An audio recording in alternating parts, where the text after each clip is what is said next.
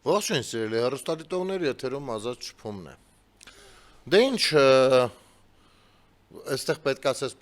բան, դանդաղ երաժշտություն գնա, տխուր ու տակար, սրտի խորը կսկիծով տեղեկացանք, այսպեսի բան պիտի գնա, էլի։ Ուրեմն մանդատաթափը շարունակվում է,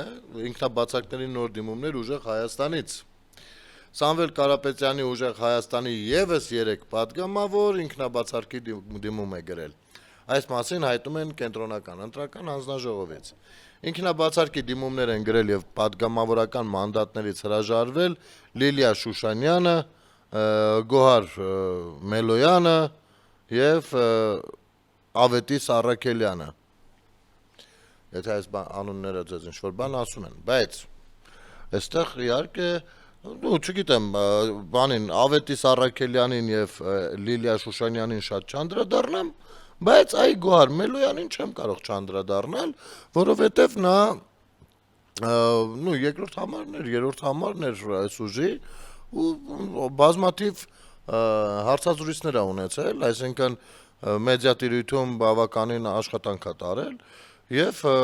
տարբեր հայտարարություններ ա արել, ինչի արդյունքում շարժել ա թե մեր ծիծաղը, թե մեր հույզերը, ընդհուպ միջև Կիրանցը համարում էր անկլավ, ճիշտ է, սկզբում համարում էր, որ Կիրանցը տրվել է Ադրբեջանին, հետո համարում էր, որ դա անկլավ է,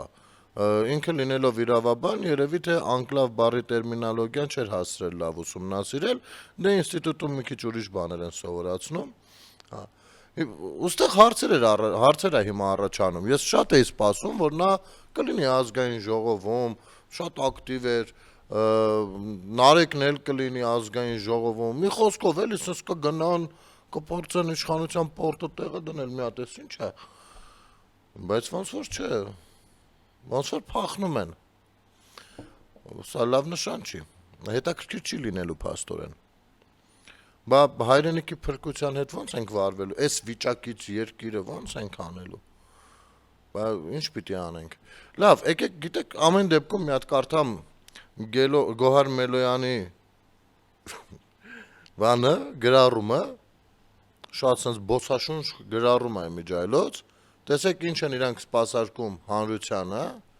սենց ինչ մտքեր, ու կան այնտեղ էլեկտորատ, որ այո, շատ ճիշտ որոշում էր, այո, բան, բայց իրականում դա ինչ է, հա, գանք սկզբում ընթերցենք իրենց տեսանկյունից, էլի, իրենց գրառումը, իրենց ձևակերպմամբ։ Հարգելի հայրենակիցներ, նախորդ տարվա մեր պետականության հակաիրավական ու ամոթալի շրջափուլում, այս տարի տեն շրջափուլ չկա, ճիշտ եմ չէ հասկացել Մելոյան,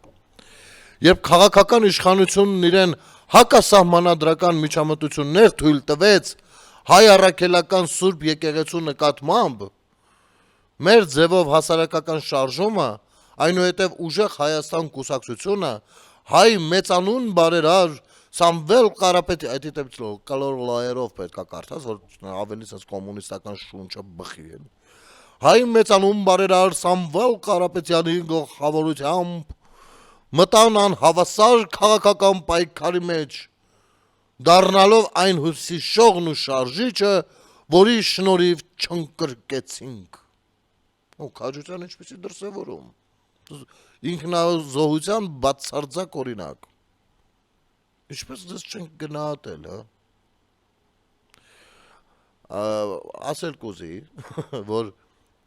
բանը հարցակվել էր իշխանությունը եկեղեցու վրա,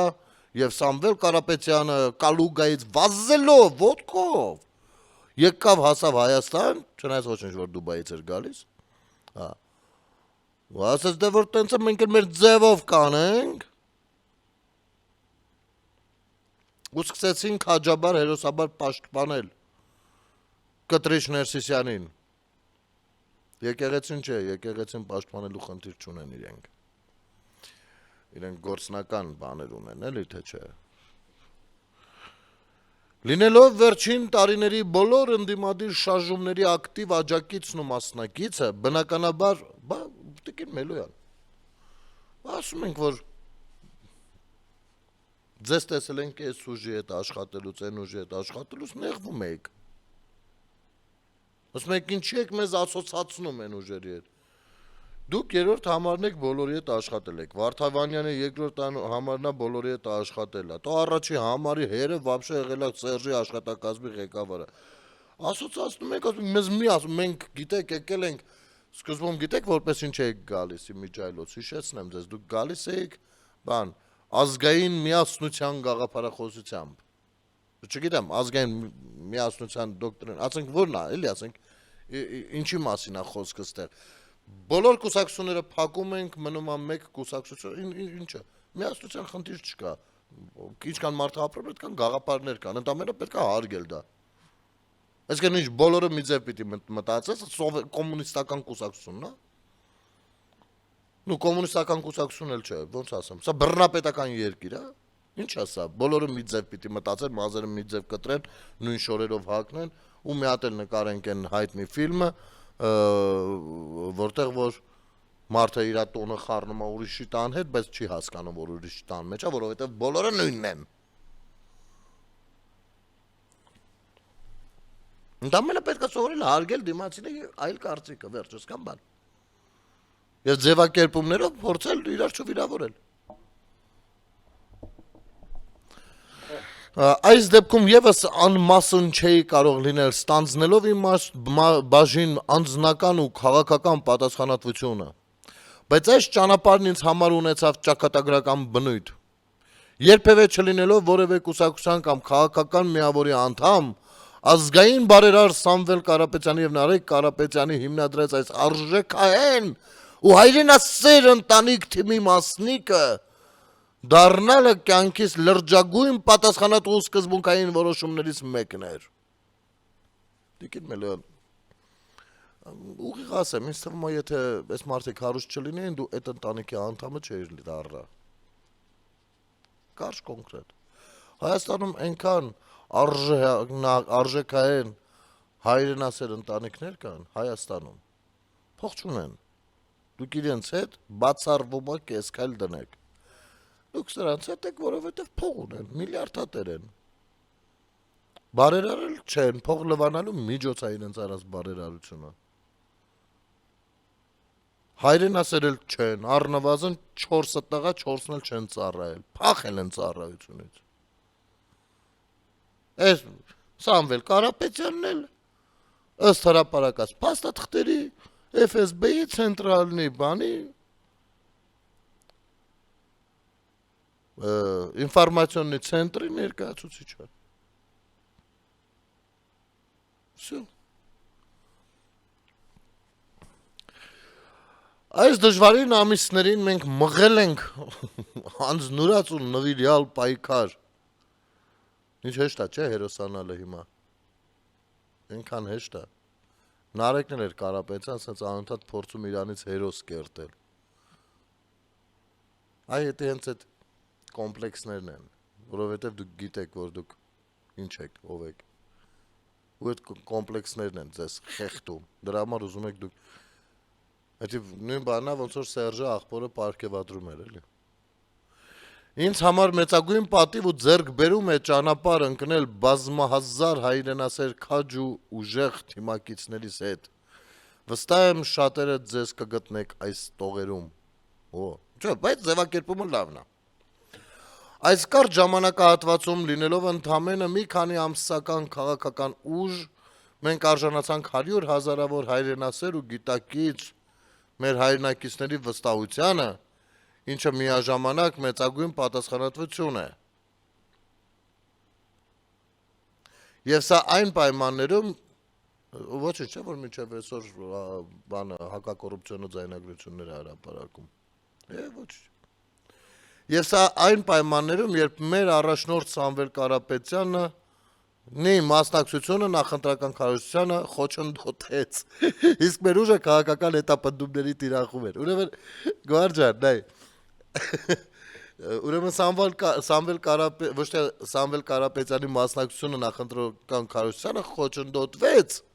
այլ հենց Սամվել Կարապետյանը նախընտրական քարոզությանը խոչընդոտեց, այն որ սկսեց խոսել։ Քանի չէր խոսում, դուք այդ խաղակարգը լավ օգտագործում եք, որ այ դուք չեք թողնում նա խոսի ես կողմ են կողմ, միջով որ ասեցինք կարա խոսի, այդ արկել կանացը։ Դուք ասում եք, չէ, հանած չի Վարդևանյանը իրեն երևի Վարդևանյանը հասկացել էր, էլի որ ինչին Սամվել Կարապետյանը ավելի լավը չխոսի։ Ավելի լավը մարդկանց այդ եթերայնությունը, այդ բանը էլի, ասես չգիտեմ ինչ երասկոտ բաներով էլի խապենք։ Թե չէ ռեալի մեջ այդպես չի։ Հա։ Մի խոսքով, մի քանի օր ես տեղ էի համոզում, մյուսը բոլորս ասում են, կարաք խոսեք։ Վարդևանյանը չի կարող խոսել։ Վերջը պարզվեց կարող է խոսել։ Եվ խոսեց նա։ Պատկերացնում եք, իբր մինչև այդ չոճ էր անում։ Խոսեց։ Ես հիշում եմ այդ օրը, հա, ու սկսվեց վեճերը, հենց խոսեց, մարդիկ սկսեցին վիճել, ես ինքներ դե AI-ով էր սարկած։ Որովհետև բնական ոչինչ չկար այդտեղ։ Ամենաանբնական ելույթն էր դա։ Պրավալ, այսինքն։ Հետո ասեցին լավ, հələ արի մի խոսի, մինչև տեսնենք ինչ ենք անում։ Քարոզ արշավը սկսելուց էլի խոսեց։ Խոսեց ու մինչև հաղթարշավ բառը ասեց, արդեն հաղթարշավը պրծել էր։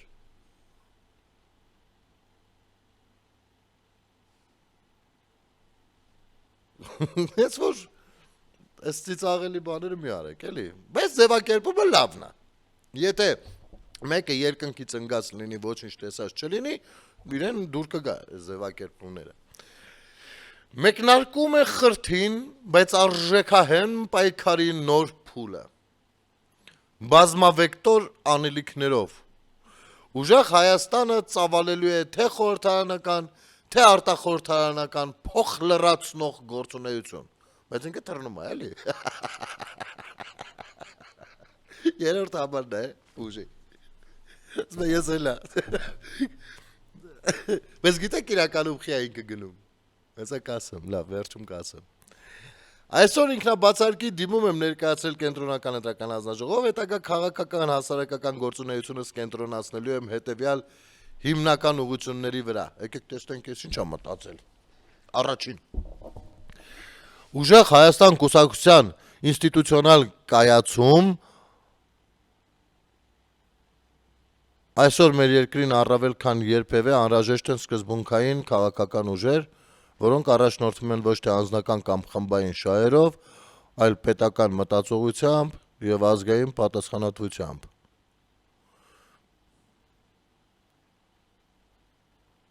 Վստահ եմ, որ ուժեղ եւ կայացած կուսակցական ինստիտուտներն են երկարաժամկետ փոփոխությունների եւ կայուն պետականության հիմքը։ Գելոր Մելոյանը ասում է, որ որպեսզի պետական մտածողությունը եւ ազգային պատասխանատվությունը ամրանա, բարձր դասվի, պետք է առաջնորդը լինի FSB-ի ինֆորմացիոնի ցենտրի աշխատակից, ենթակա, եւ պետք է տղերքը չծառայեն, փախնեն բանակից։ Ճիշտ եմ հասկանում, արժեքահեն, տիկին արժեքահեն։ Երկրորդը, ընտրությունների վերահսկողություն եւ ինստիտուտների զարգացում գերակա եմ համարում ընտրական հանձնաժողովների անդամների վստահված անձանց պատշաճ վերապատրաստումը, ինչպես նաեւ նորարարական տեխնոլոգիաների կիրառմամբ վարչական ռեսուրսի չարաշահմանը հակազդող նոր գործիքակազմերի ուսումնասիրումն ու կիրառումը։ 26 թվականի հունիսի ազգային ժողովի ընտրություններն աչքի ընկան ընտրախախտումների, վարչական ռեսուրսի բացահայտ չարաշահման նոր մասշտաբներով, ինչն ի դեպ արձանագրվեց նաև այսօրվա իշխանությունների կողմից ձևավորված սահմանադրական դատարանի կողմից։ Տիկին Մելոյան ջան, այո, շատ խախտումներ եղան, շատերն են դատվելու ու նրանց ճակատագրի հետ կապված այդ բացասական երևույթի պատասխանատվությունը ձեր խղճին է։ Ձեր խղճին է։ Հեսա 7-8 տարով կտրվելու են իրենց ընտանիքներից։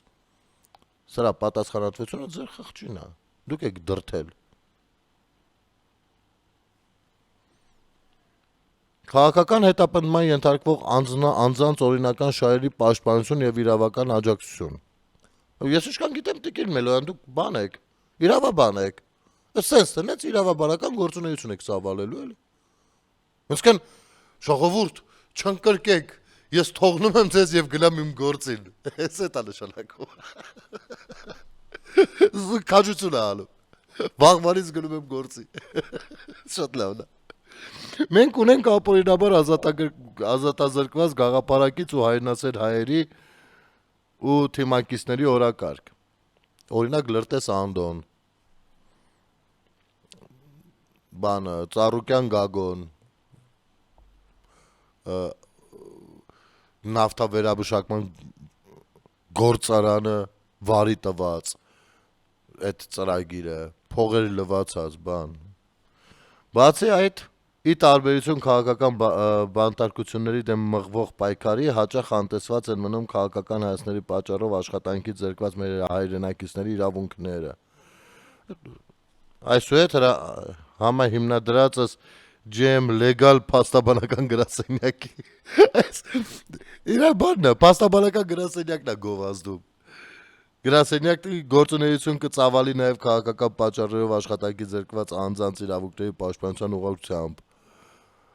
Հանրային հաշվետվության ինստիտուտների վերակենդանացում, սոցիալ-տնտեսական խնդիրների գույքագրում, համակարգային լուծումների մշակում։ Տեսած մի 5 հատ կետ պիտի գրեր, բայց ինքը մի նախադասություն է, ես գնում եմ իմ գործին։ Շարունակելով մնալ ուժեղ Հայաստան կուսակցության խորհրդի անդամ, լիակատար աջակցությունս եմ հայտնում մեր առաջնորդ շուրջ 400 օր ապօրինի ազատազրկված ազգային բարերար ու աննահանջ հայրենասեր Սամվել Կարապետյանին։ Հեսա բանին անունն է տալու, չգիտեմ, Գարեգին Նժդեի անունն է տալու, Սամվել Կարապետյանին։ Նարեկ Կարապետյանին, ուժեղ Հայաստան խմբակցությանը եւ մեր մեծ թիմին, խորին երախտիկս ուժեղ ու վառ հայրենակիցներիս, ընտանիքիցս այս ծանր ճանապարհին անտրտունջ հետս կիսելու համար։ Հարազատներիս, ընկերներիս, ովքեր նվիրաբար կողքիս էին, ես անհաղթ եմ ձեզանով։ Եվ վերջում, ուժեղ Հայաստանը պարզապես անվանում կամ բառակապակցություն չէ։ Այն մեր սերունդների հանդեպ տված խոստումն է, մեր հավատն ու տեսլականը եւ այն նպատակը, որի համար պատրաստ ենք աշխատել անխոնջ ու պատասխանատվությամբ։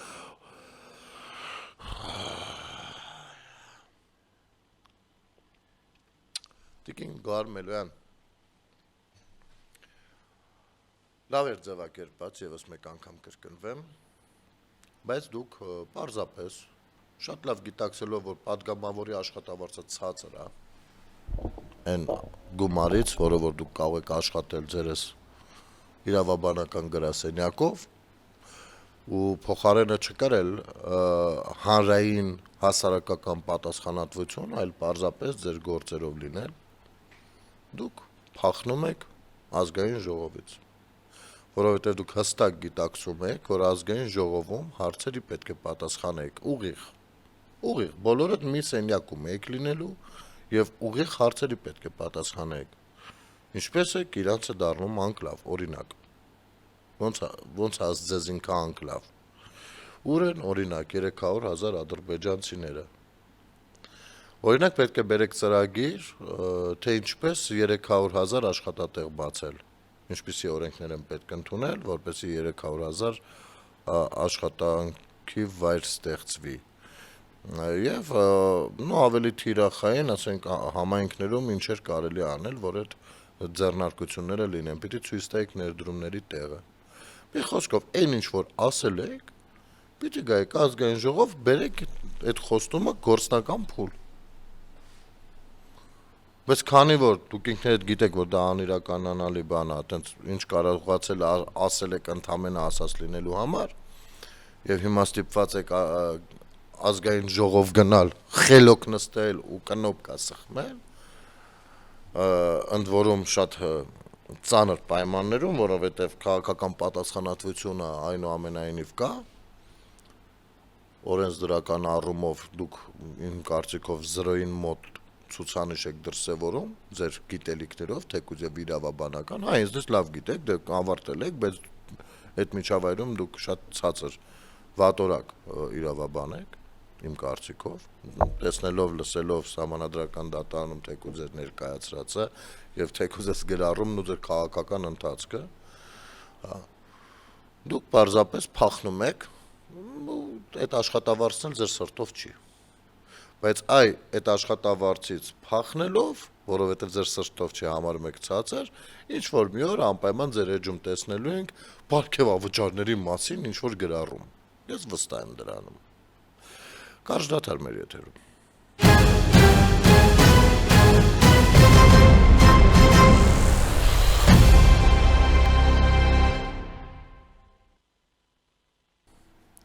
Վերադառնանք սիրելի հեռուստադիտողներ,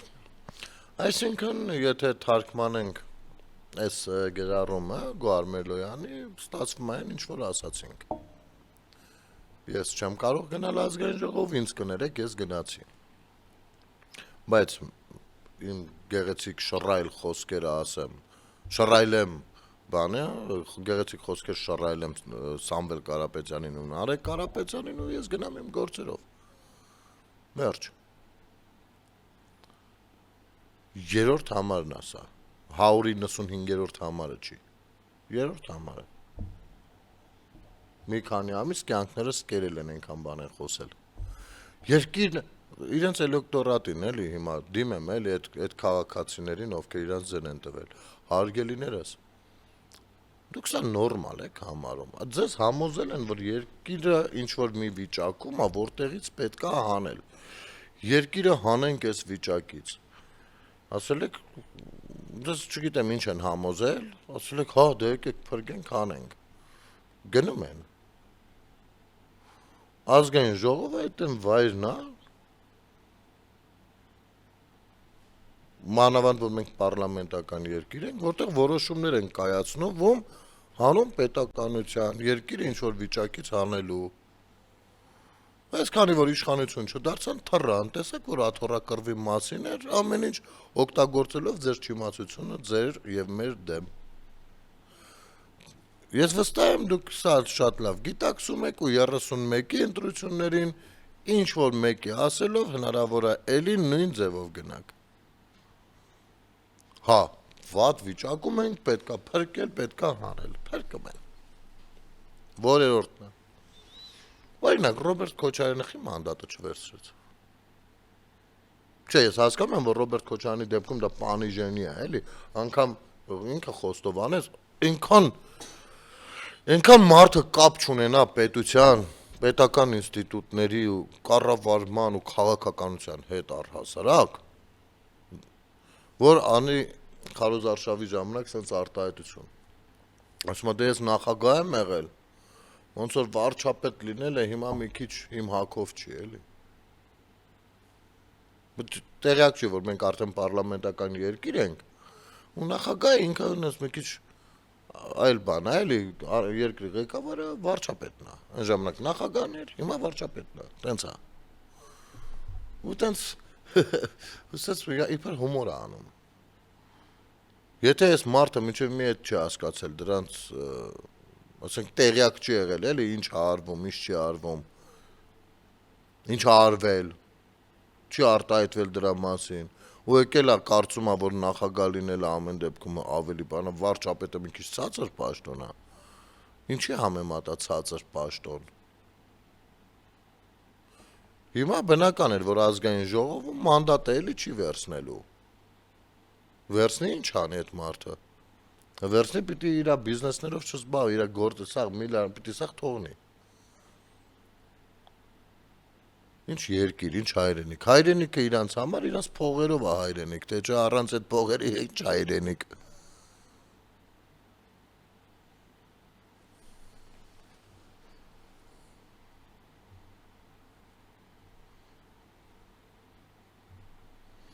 Լինես թիմիտ առաջնորդը,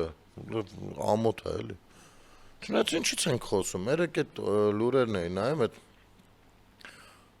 Սերժ Սարգսյանի թեմայով, Սև Բերդի հետ կապված։ Մարդը ուզեցել է սեփականաշնորի, սեփականաշնորել է, ուզենալը որն է, ինչքանով մի 20 միլիոն դրամով։ Սա եղել է ձեր գնահատականը մեր մշակութային ժառանգության հանդեպ, ձեր գնահատականն ու վերաբերմունքը։ Սև Բերդը իր հողային տարածքով հանդերձ ձեր համար ընդամենը 20 միլիոնի է ձգել, որը կարելի էր սեփականաշնորել։ Ու այսօր նստած այս նույն թիմերը մշակութաբանությունից են խոսում, կործանվում ենք, քանդում են, Ալիևը քանդեց, բայց ինչ պակաս է Ալիևը կեղել։ Ինչ է կառուցել այսքան ժամանակ։ Ու սեփականացնում էր ինչ աներ, տուն սարքեր մտներ մեջ ապրել, այսինքն 19-րդ դարում քո համար են կառուցել այդ բերդը։ Ընթերցեմ եկեք ծանոթացնեմ Սև բերդի հետ, օրինակ Վիկիպեդիայում առհասարակ համել դուք էլ ծորեք, որ բան ոնց են ծանոթանում։ Սև բերդ հուշարձան Հայաստանի Շիրակի մարզի Գյումրի քաղաքում 1834 թվականին կառուցված ամրոց է։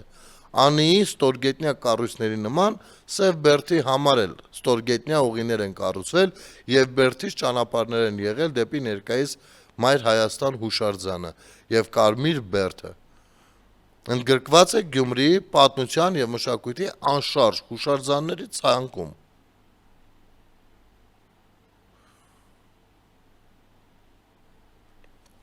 Մի րոպե, պատմական ակնարկ կա։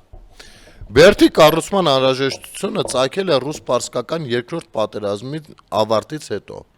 Թուրքիայի հետ հնարավոր պատերազմը հաշվի առնելով ռուսները սկսեցին հատուկ ուշադրություն դարձնել Գյումրու ամրացմանը։ 1828 թվականին Թիֆլիսի զինվորական նահանգապետը Անդրկովկասում գլխավոր հրամանատար Իվան Դիբիչին նամակ էր հղել, որում ասվում էր. Թուրքերի դեմ հնարավոր պատերազմի դեպքում անհրաժեշտ կլինի Գյումրիում կառուցել բերդ եւ այն խիստ ամրացնել որպես կարեւորագույն ռազմական հենակետ ցարական Ռուսաստանի համար, էլի բայց Սև բերդն ի սկզբանե եղել է Ալեքսանդրապոլի պաշտպանական կառույց, ծառայել է որպես զինվորական բանտ։ Միայն 1877-ից 78 թվականների ռուս-թուրքական Բալկանյան պատերազմից հետո, երբ ռուսները գրավեցին Ղարսը,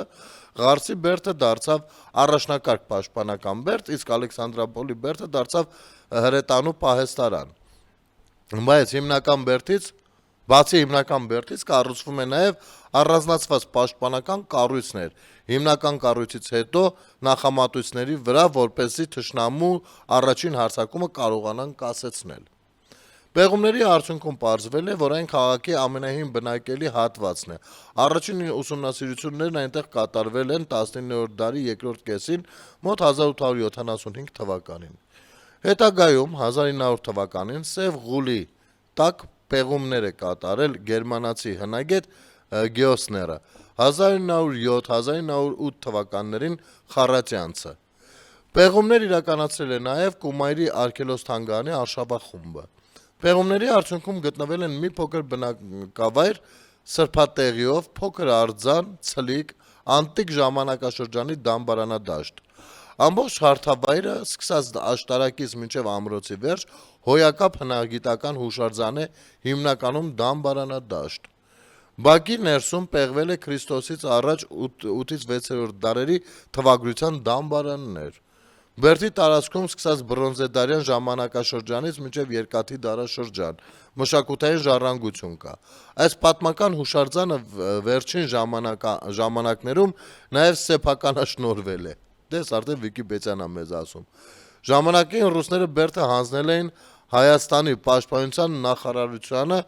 2005-ին կառույցը պաշտպանության նախարարությունից գնել է Հայկ Հայրապետյանից, 12 թվականի սեպտեմբեր-հոկտեմբեր ամիսներին կառույցը վաճառվել է Բալասանյանների ընտանիքին, սեփականատերը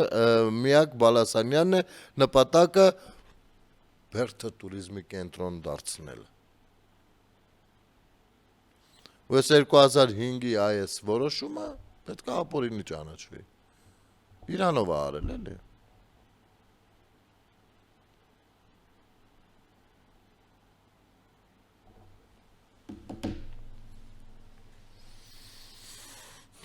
Սա եղել է վերաբերմունքը։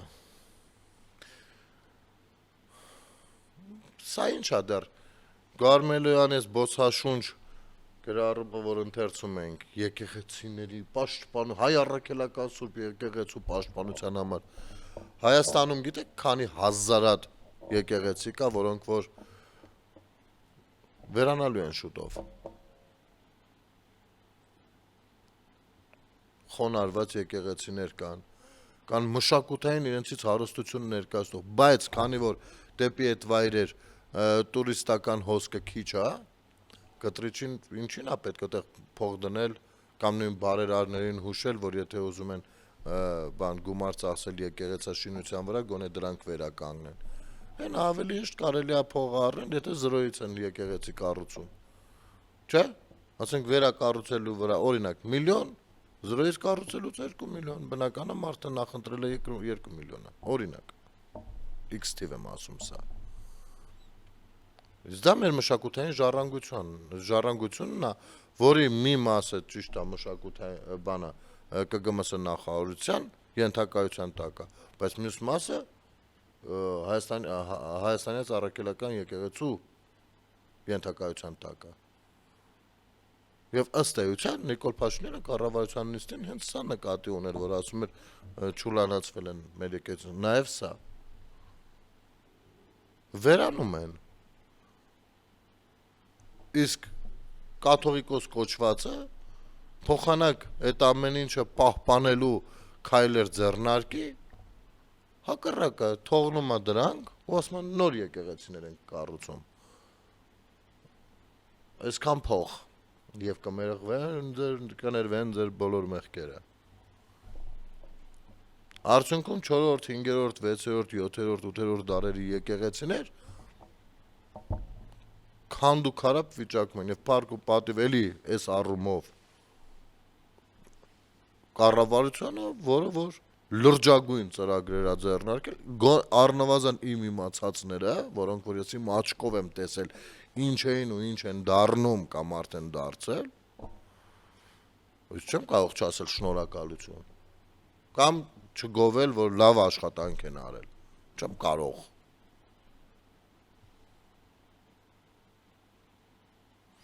Բաներ, Բերդ համայնքում Իծակարի մոտակայքում կար մի եկեղեցի կապտավանք,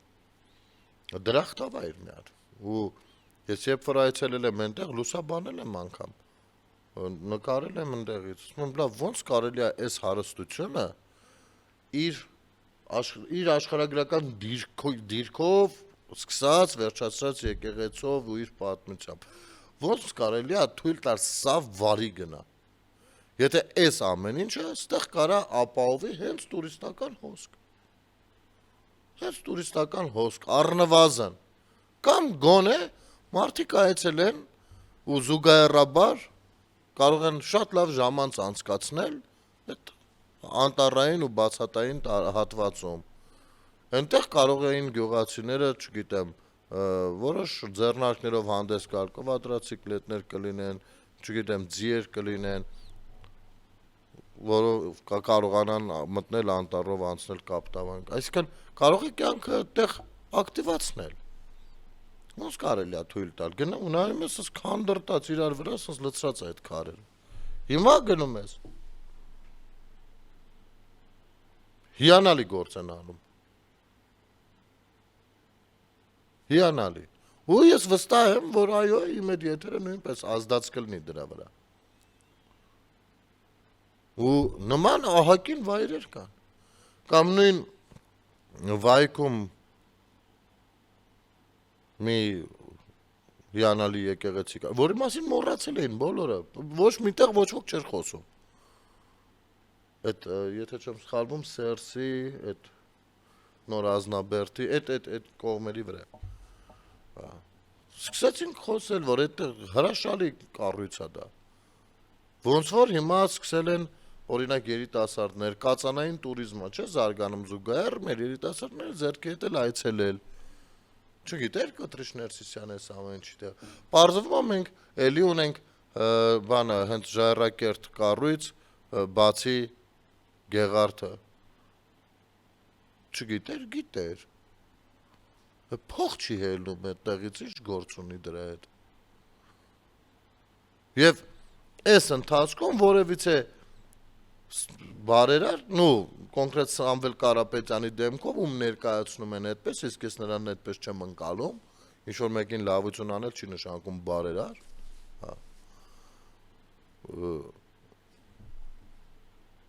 Բա գնեք պաշտպանեք։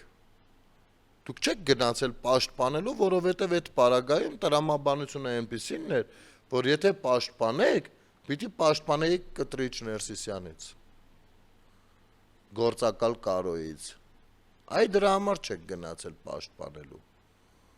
Որովհետև ձեր գործընկերներից հո չէիք պաշտպանել, դուք ձեր գործընկերներին պաշտպանելու խնդիր ունեք, ոչ թե ձեր գործընկերներից հայ առաքելական Սուրբ եկեղեցին։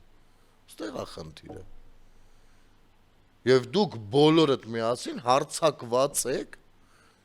Իմիջայլոց մի բան ասեմ, էլի, ես տեղեկություն չունեմ, հուսամ, որ մեկնաբանությունների դաշտում ովքեր որ տեղեկություն ունեն, սրա մասին կգրեն։ Ուրեմն Ռոստովի տարածքներում է, մոտավորապես, հա, մի քիչ հեռու։ Բանա, գյուղ կա, Բալշիե Սալի։ Այդտեղ կա մի հին հայկական եկեղեցի, կիսավեր վիճակում, քանդված վիճակում, այն սկսել է քանդվել դեռ երկրորդ համաշխարհայինի ժամանակ, երբ կենտրոնացել է այդտեղ զորք պաշտպանվելու համար ֆաշիստներից ու ֆաշիստական զինվորները հա, ինչի են այդտեղ կենտրոնացել, որովհետև հասկացել են, որ ֆաշիստական զինվորները հրետանիով չեն հարված եկեղեցուն։ Դե կոմունիստները աթեիստ էին։ Այս նրանք էլ հո բանն էին։ Բայց մեծ մարտեր է այդտեղ ընթացել։ Հիմա այդ եկեղեցին ամբողջովին անտեսված վիճակում է, կիսավեր վիճակում է, ներսը անասունների հետքեր, կեղտոտ, մի խոսքով։ Հիմա կարող է ինձ որևիցե մեկը ասել, որ գործակալ Կարոն, իսկ Բալշիե Սալին, ասեմ, հիմնականում հայերով բնակեցված գյուղ է, այնտեղ շատ են հայերը, եւ ոչ միայն Բալշիե Սալին, իրար հարակից գյուղերում նույնպես հայեր շատ են, հա, բայց եկեղեցու հետ կապված ինչ որ նորություն կա, թե այդտեղ փող չկա ուտելու, այդտեղ ոչ մեկ չի գնա ծառայի,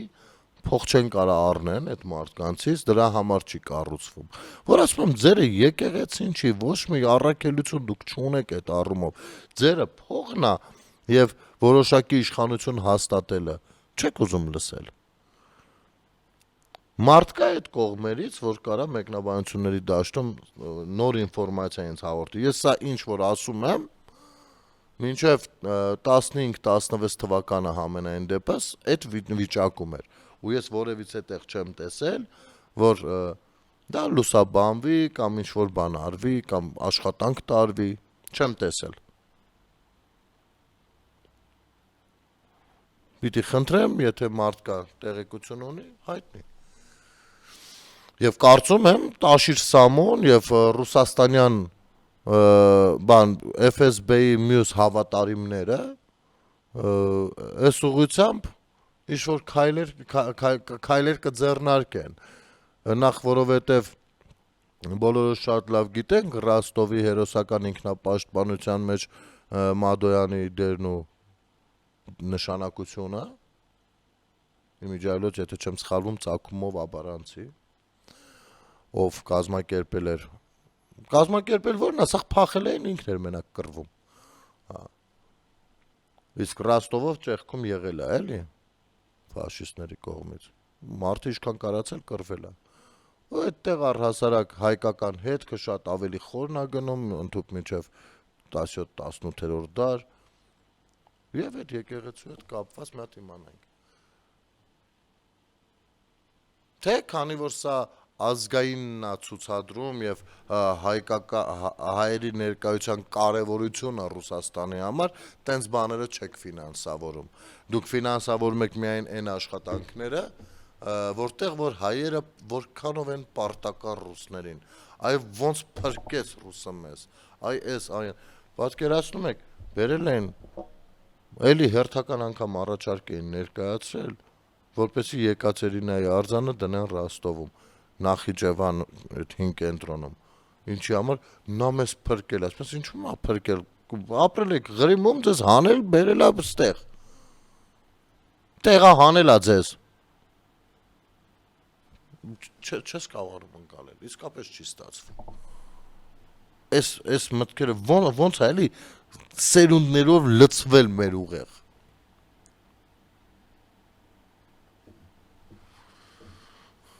Լավ, ինչևէ, այսօրվա հաղորդումն էլ այսպես ստացվեց, եթերում ազատ շփումներ կհանդիպենք։